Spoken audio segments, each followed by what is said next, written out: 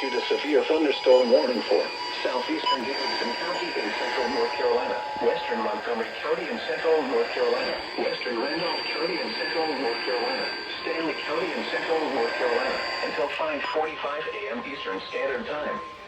At 5:11 a.m. Eastern Standard Time, severe thunderstorm warning for central North Carolina, moving east at 45 miles per hour. Hazard, 60 miles per hour wind gusts. Source, radar indicated. Impact, expect damage to roofs, siding, and trees. Locations impacted include Asheboro, Lexington, Albemarle, Randleman, Main Lake, North Carolina Zoo, Tyler, Fairview and Union County, Locust, and Norwood. This includes the following highways: Interstate 85 between mile markers 92 and 99. Interstate 73 between mile markers 65 and 83. For your protection, move to an interior room on the lowest floor of a building.